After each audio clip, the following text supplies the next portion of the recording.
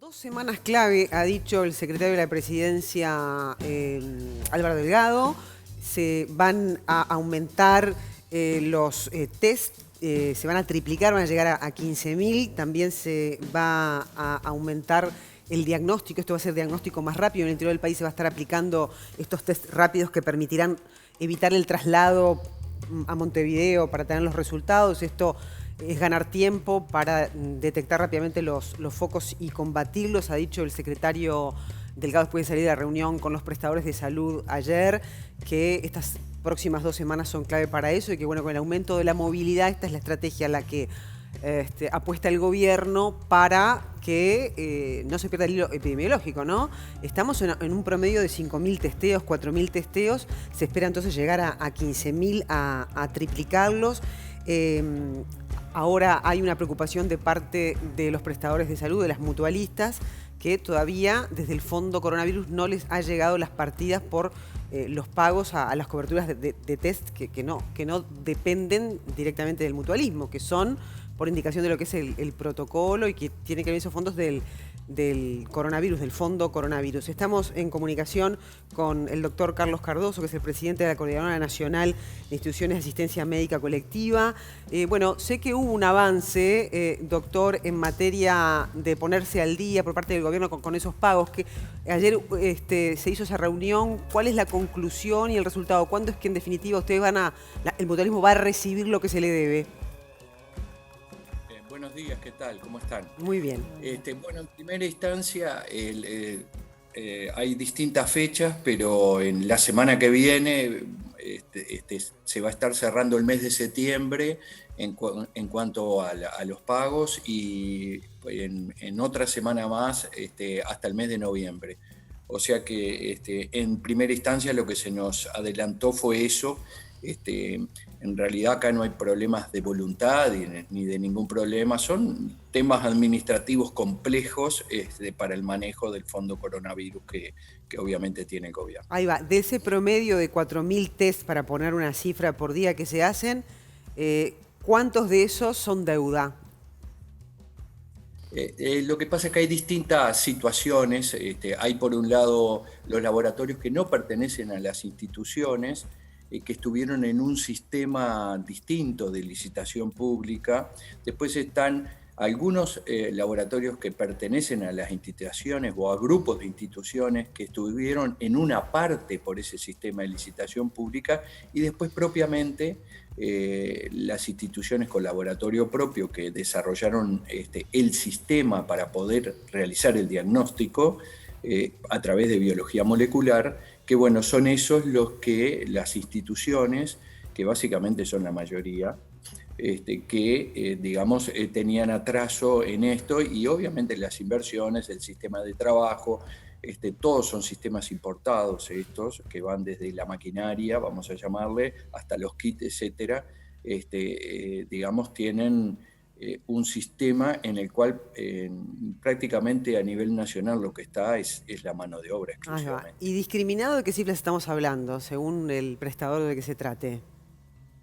Bueno, lo que pasa es que acá yo represento a todas las instituciones en esto, tenemos una organización que se denomina coordinadora, que digamos reúne a todos los agrupamientos del país, y estamos hablando de varios millones de dólares porque en realidad digamos, estas actividades, como decía, son todas en dólares y de cuestiones importadas. Obviamente, el Uruguay produce estas cosas a través del Instituto Pasteur para el sector público, pero el sector privado lo importa del exterior. Esta deuda, ¿cuánto resiente la operativa a la luz del anuncio que se ha hecho, ¿no? Se van además a triplicar ahora los tests.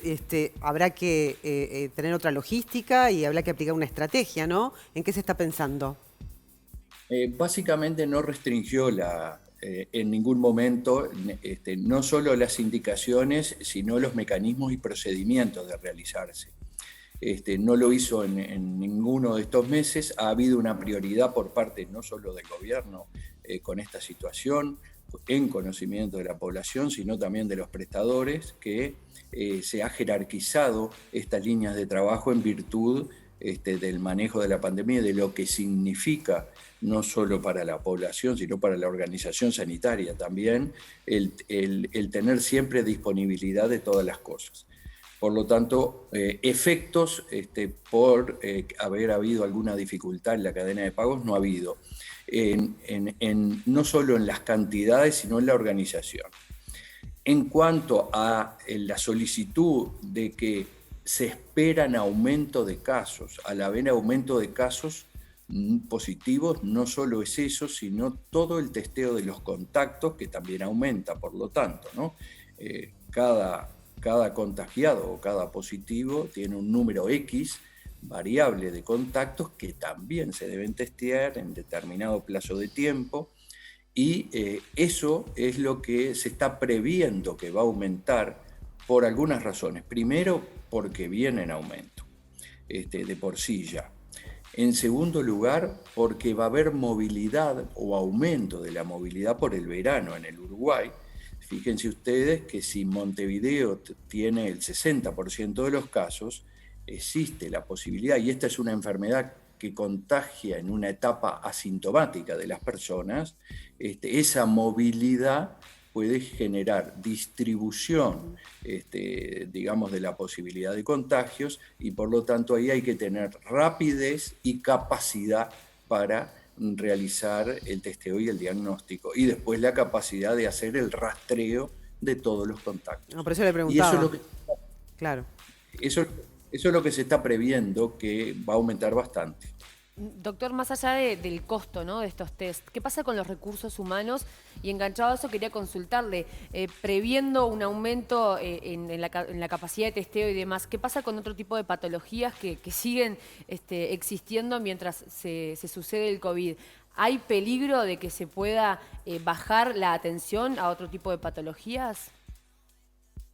Bueno, nosotros estimamos que no, pero es cierto que durante los meses de abril y mayo hubo una suspensión, por ejemplo, de la cirugía coordinada no urgente, porque en ese momento se desconocía cómo iba a ser la evolución y la cantidad de personas, ¿no?, que iban a requerir lugares de internación.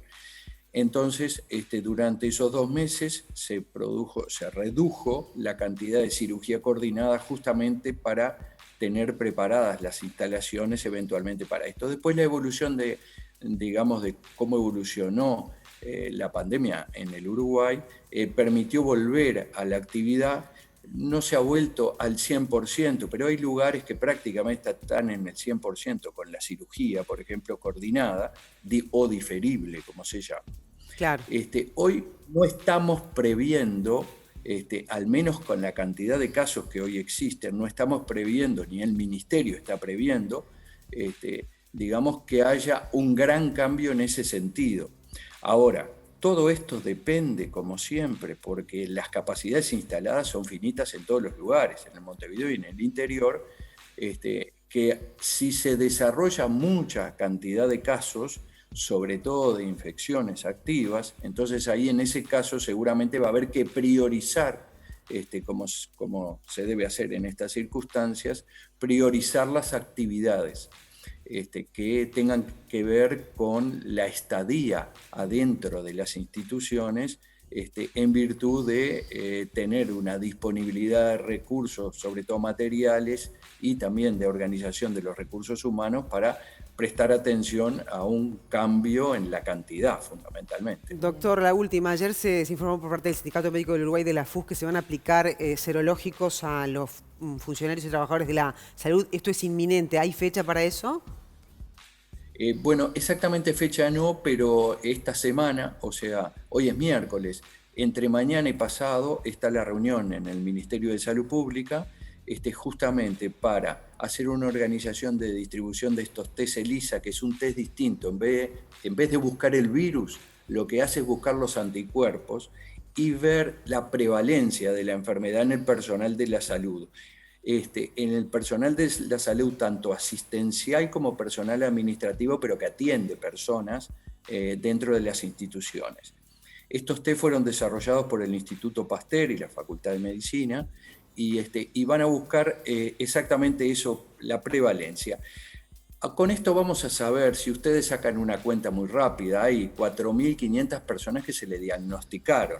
Eso es solo un 0,15% de la población uruguaya y tiene digamos, una mayor concentración obviamente en Montevideo.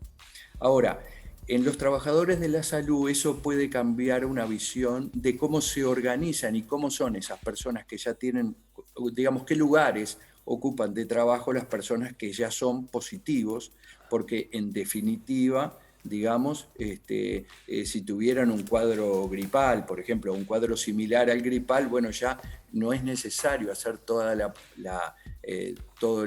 digamos, la cuarentena de los 7 días, el testeo, etcétera, etcétera, etcétera. Entonces, tienen una gran cantidad de ventajas poder hacer estos test serológicos a los efectos de determinar la prevalencia de la enfermedad. O sea, ¿cuántas personas tuvieron la enfermedad? Claro, bueno, esto será entonces en el transcurso de las próximas 2 semanas, que como dijo Delgado, son semanas clave para empezar a aplicar esta estrategia de cara al aumento de la movilidad, ¿no? Doctor, muchísimas gracias por habernos acompañado esta mañana. Estas cómo no. 2 semanas, y creo que desde el punto de vista del análisis de la evolución, estas 2 semanas sí, es cierto, son claves. Son claves primero para tener una movilidad de personas dentro del Uruguay tranquila o en un sentido aceptable y manejable por todo el sector. Y en segundo lugar, digamos, un poco frenar la subida de casos, digamos, teniendo un comportamiento de las personas, revisando, discutiendo y conversando entre las personas y las familias, cómo se hace para prevenir esta enfermedad. Doctor Entonces, Carlos, sí.